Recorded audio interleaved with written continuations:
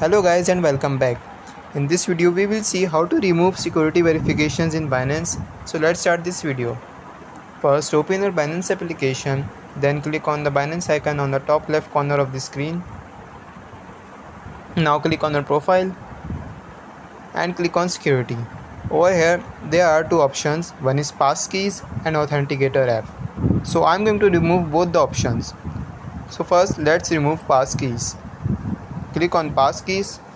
Now over here you have to click on this delete button. Now click on continue.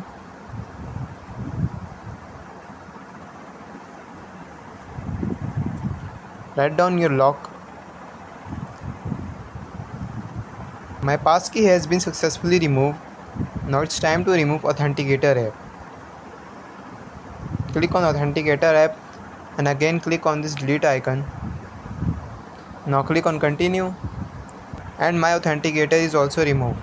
So this is how you remove security verification in Binance. I hope you like this video. If so, please consider liking this video and subscribe this channel.